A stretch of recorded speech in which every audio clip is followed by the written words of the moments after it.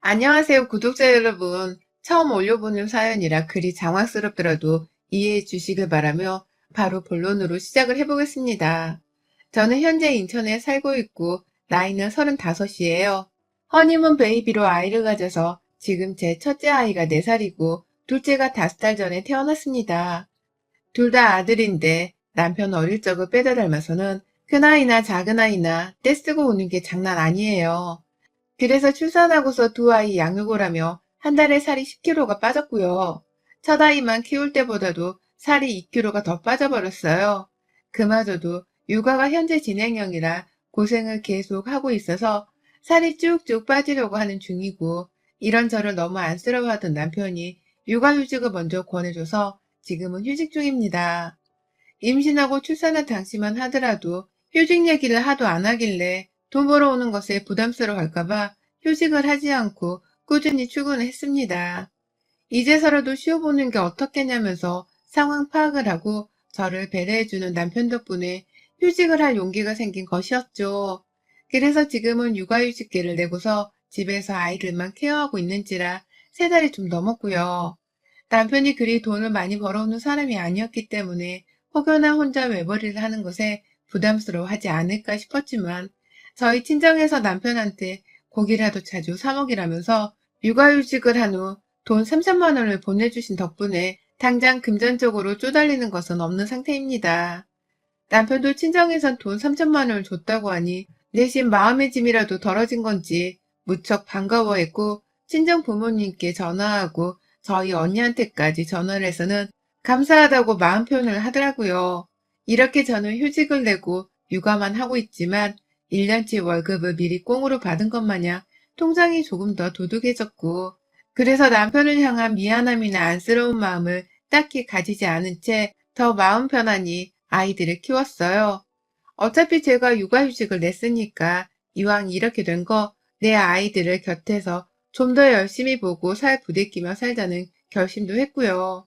그래서 첫 아이는 그 흔한 어린이집도 보내지를 않은 채 지금까지도 제가 옆에서 끼고 사는 중이에요.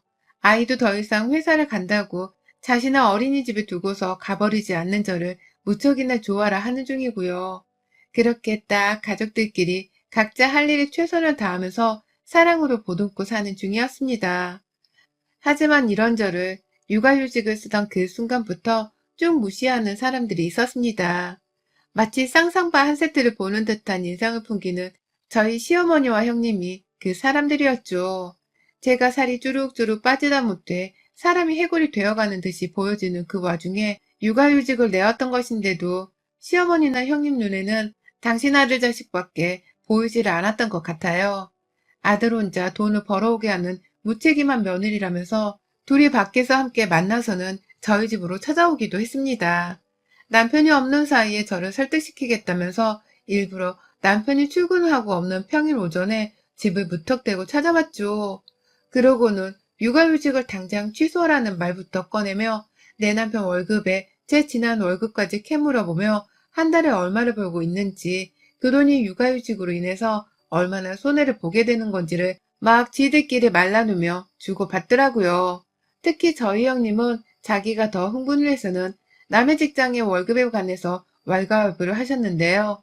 당장 너무 황당했던 나머지 남편이랑 상의를 해보겠다는 바보 같은 말을 하면서 겨우 위기의 순간을 넘길 수 있었습니다. 그 후 저희 친정 부모님께 돈 3천만 원을 받게 되면서는 남편이 바로 시댁에 말을 전해서 더 이상 시누이와 시어머니가 저한테 돈 문제로 육아휴직을 취소하라는 말을 꺼내진 않았습니다. 일단 저는 그 당시 기분이 굉장히 나빴어요. 며느리 건강이 먼저가 아니라 혼자 돈 벌어 고생할 당신 아들부터 생겼다는 사실이 무척이나 섭섭했던 것이죠. 제가 아들도 둘이나 떡하니 낳았을 때 수고했다는 말 한마디를 따뜻하게 해주지 못한 분들이셨거든요. 오히려 제 옆에서 아들 낳아 기쁘다며 울고 있는 자기 아들을 감싸면서 우리 애가 이렇게 감수성이 풍부한데 이제 아들까지 생긴 부모가 되었으니 오죽 행복하고 기쁠까 라며 자기 아들을 보고서 장하고 대견하다며 마구 눈물을 쏟으셨어요. 그러니 애 낳고 아파서 드러누워있던 저도 황당했고, 그런 제 옆에서 저를 간호하고 있던 저희 부모님과 언니도 엄청 황당해했죠. 배째서 출산한 사람한테 수고했다고 말하는 게 아니라 멀쩡히 옆에서 구경만 한 지 아들한테 대견하다 눈물을 쏟는 어처구니 없는 상황이었으니까요. 하지만 뭐 결론적으로는 그때 그 일 덕분에 저희 친정 부모님이 시집살이를 하지 않냐며 제 걱정을 엄청 해주기 시작하셨고, 그래서 결국 제가 육아휴직을 냈을 때 돈 3천만 원도 받을 수 있었어요. 겉으로는 남편 부담스러워 하지 말라고 돈을 보내주신 듯 했지만 사실은 시댁에 흠잡히지 말고 육아휴직을 쓰고서도 먹고 싶은 거 마음대로 사 먹으면 푹 쉬라고 친정 부모님이 배려를 해주신 것이었거든요. 딸내미 걱정을 시켜드리게 해서 친정 부모님께 죄송하긴 했으나 그나마 경제적으로 여유가 있고 딸내미한테 돈 3천만 원 정도는 거뜬히 줄 수 있는 친정 부모님의 마음을 더 확고히 만든 게 우리 시어머니 덕분이라는 생각에 고맙기도 했습니다. 그리고 또 한편으로는 그렇게 평생 며느리를 인색하게 대하다가 나이가 더 드시면 꼭 후회하게 만들어주겠다는 생각으로 버텼어요. 깡으로 버틴 것이었죠. 그러던 한 달 전 남편이 갑자기 그러더라고요. 추석날쯤에 자기가 출장을 가게 될지도 모른다고 말이죠. 확실한 건 아니지만 만약 출장 가게 되면 저 혼자 시댁에 보내기는 그러니까 그냥 이번 추석은 집에서 쉬라고 말입니다. 그 말을 듣자마자 얼마나 기쁘고 반갑던지요. 가뜩이나 명절에 시댁에 가는 게 죽기보다 싫었는데 가지 말라고 해주니 고마울 수밖에요. 그간 저희 부부는 아이들을 데리고서 시댁을 정말 주구장창 드나들었었거든요. 코로나가 터지고 나서도, 그리고 제가 막달이었을 때도 그렇고 시어머니가 자기 아들 보고 싶어 죽겠다고 자꾸만 불러내시니 제가 남편을 따라서 차를 타고 서울 시댁에 곧잘 찾아갔어요. 꼭 가면 자기 시댁에 제사가 없는 형님께서 자기 엄마 보겠다고 친정으로 먼저 달려온 바람에 시댁 안에서 형님까지 마주봐야 했었고요. 그렇게 저 하나 별로 탐탁치 않아 하면서 남보다 못한 어색한 사이로 지내오던 시어머니와 형님을 저는 명절이 끝날 때까지 옆에서 보다가 와야 했어요. 몸이 불편한 건 둘째치고 마음도 너무 불편해서 늘 시댁에 가는 길이 고역이었지만 남편과 결혼 생활을 하고 있는 이상 나의 숙명처럼 여겨야 할 일이라고 생각을 했습니다. 그래서 뭐가 되었든 남편이랑 싸우기도 싫고 또 시어머니랑 싸움의 판을 벌리기도 싫다면서 주구장창 시댁을 찾았죠. 코로나가 터졌을 때에도 그건 며느리들이 시댁에 가기 싫어서 맘카페 이런 곳에서 분란을 만들려고 일부러 지어낸 소리야. 라고 하면서 코로나가 아무렇지 않은 감기에 불과하니 그냥 겁먹지 말고 시댁에 오란 소리도 했습니다. 자기도 한 집안의 며느리인데 우리 형님은 이딴 소리를 제게 잘도 하시더라고요. 꼼수 부리지 말고 시댁에 오라고 하시는데 저 그래서 정말로 둘째 낳기 직전에도 시댁을 찾았어요. 내 몸 하나 건사하기 힘들었던 때였고 손에는 우리 첫째 아이가 들려있어서 제 손이 정말 남아돌지를 않았거든요. 엄마만 찾고 엄마랑 떨어져 있으면 울고 보채는 첫째 아이 때문에 아이 하나 케어하는 것만으로도 너무 힘들었는데 그 와중에도 시댁을 찾았어요. 자기 아들이 며느리한테서 밥 잘 얻어먹고 사는지만 중요하셨던 시어머니는 당연히 힘든 저를 본체만자 하셨고 아들 하나만 잘 먹이고 돌려보내겠다면서 진수성찬을 차리셔서는 남편 앞에만 한가득 놓아주셨죠. 그걸 보면서도 저는 단 한 번도 저한테도 밥 좀 잘 차려달란 소리를 안 했습니다. 넌 살 좀 빼라! 라면서 임신한 며느리한테 살타령을 해대는 시어머니께 뭘 더 바랄 수가 없었거든요. 바라는 게 사치이기도 했고요. 그래서 그냥 아이를 돌보는 척을 하면서 밥도 먹는 둥 마는 둥 했고 애초에 좋은 밥상을 차려먹겠다는 기대도 하지 않았어요. 그냥 시댁에 불러내서 내 밥그릇 하나 차려주시는 것만으로도 감사하다고 생각을 하려 했죠. 그러다가 제가 둘째를 낳고 나서 몸 상태가 급격하게 나빠진 후 남편이 저를 생각해서 육아휴직 제한하고 친정에서는 저 생각해서 돈 3천만 원을 주고 하니까 시댁에서도 제가 은근히 남편과 친정한테서 대접을 받고 잘 사는 사람이라고 생각을 한 건지 섣불리 함부로 불러내지는 않았어요. 육아휴직 내고 처음에만 다시 복직하라고 눈치 주고 잔소리를 하긴 했는데 저희 친정에서 받은 돈 3천만 원 얘기를 듣고는 그 잔소리나 눈치마저도 쏙 들어갔었죠. 그런 와중에 남편도 추석에 시댁에 안 간다고 하니 저는 완전히 이번 추석을 해방된 채로 보낼 수 있겠다 싶어서 너무 즐거웠습니다.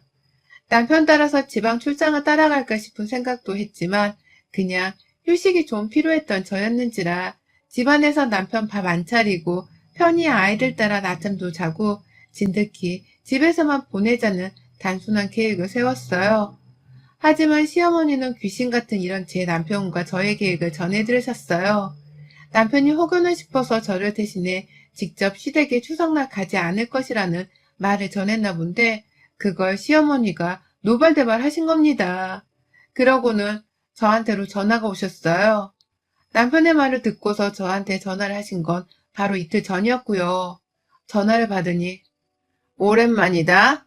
요즘 남편이랑 친정 믿고서 나한테 안부 전화할 생각조차 한 번 안 하고 있는 것 같다 너. 라면서 대뜸 12조로 말을 걸더라고요. 가만히 집에서 체력 보충하며 애 키우기 바쁜 며느리한테 남편이란 친정을 믿고서 안부 연락을 한 번 안 하려 한다고 하시다니. 이러고도 이 아줌마가 우리 애들 할머니라고 불릴 자격이 있나 싶더라고요. 하지만 어찌되었던 천륜은 저버릴 수 없는 내 아이들의 할머니였기에 최대한 예의는 갖췄습니다. 그런 게 아니었는데 섭섭하게 만들었다면 사과를 하겠다면서 저자세로 나갔죠. 그런데 이런 저를 향해 시어머니는 함께 목소리를 낮추고 예의 있게 대화를 나누시기는커녕 좀 더 만만하다는 듯이 저를 아주 무시하며 말을 이어갔어요. 이번 추석에 넌 당연히 와야 하는 거 알지? 네 남편이 오지를 않는다면 너라도 와서 며느리 노릇을 할 생각부터 해야 하는 게 정상 아니냐? 어떻게 네 남편이 안 온다고 너까지 따라서 안 올 생각을 해? 너도 출장을 따라가는 거야. 뭐야? 네가 거기 가서 남편 회사 일을 거들며 당일 시급이라도 받는 거야. 뭐야?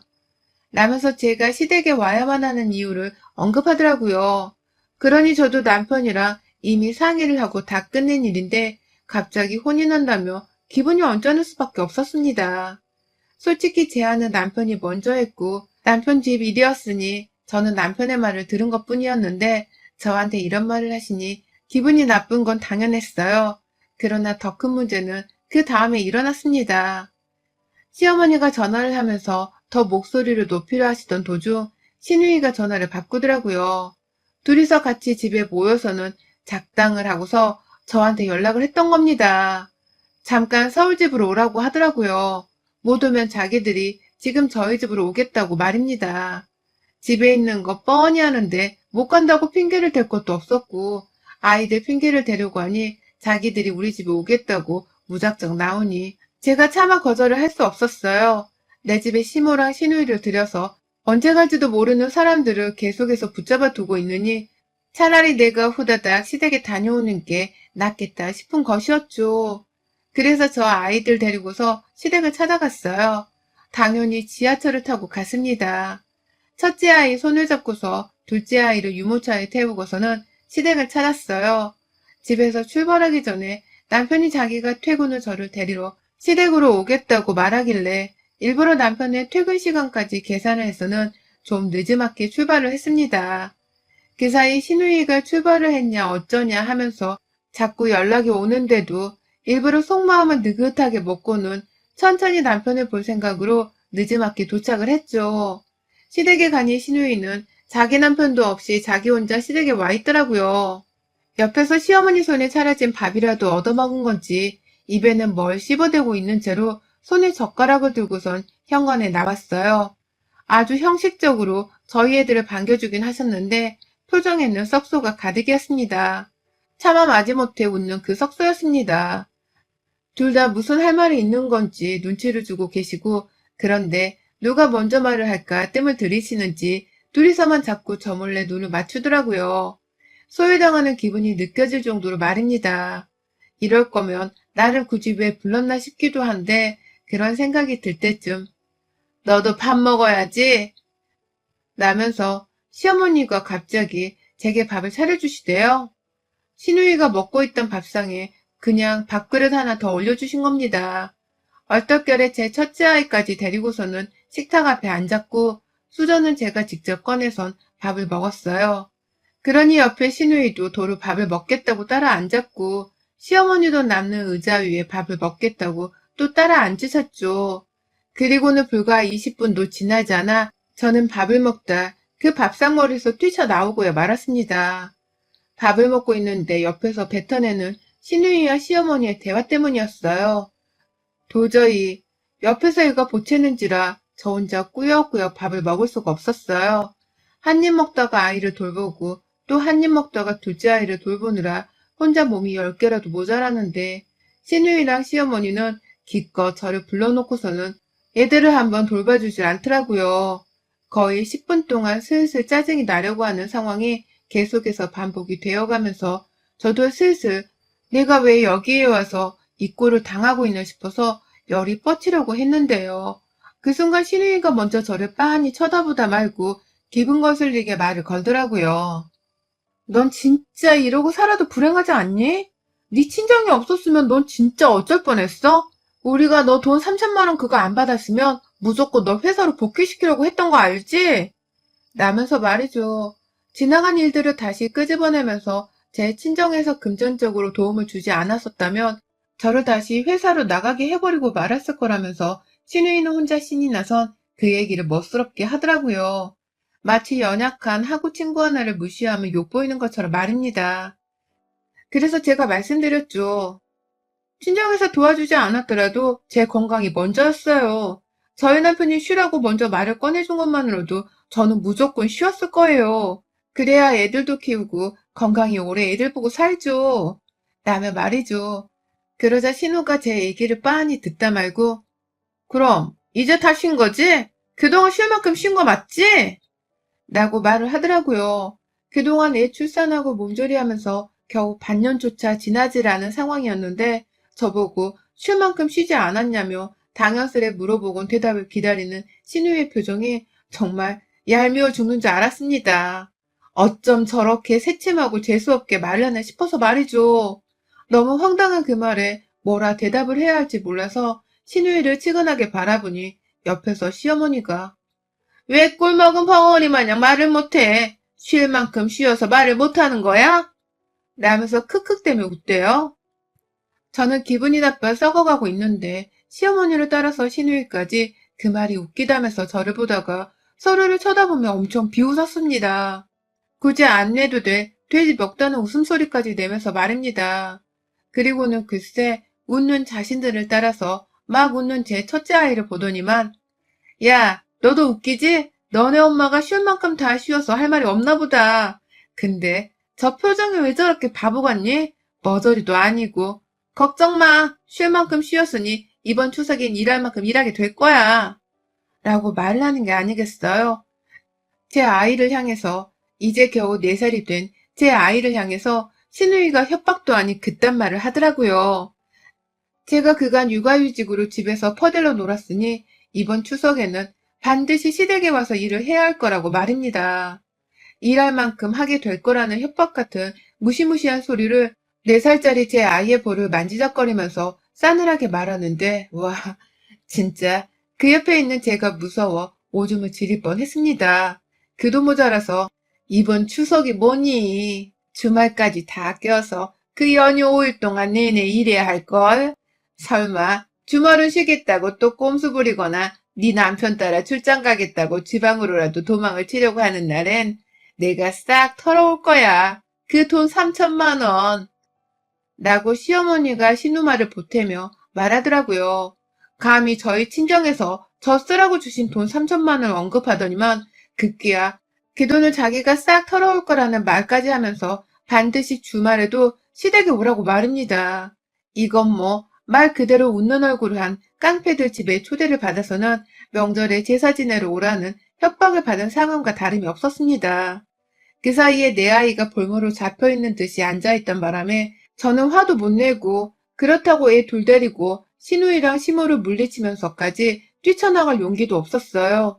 그런데 애들을 두고 나가자니 아무도 내 아이들의 보호자가 아니었는지라 애들 걱정에 섣불리 그러지도 못했고요.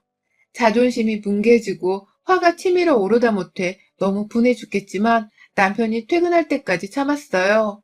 한참 씩씩대며 얼굴이 다 화끈거렸는데도 무조건 그냥 한 귀로 흘러들이면서 신우와 시무의 막말을 감내했습니다.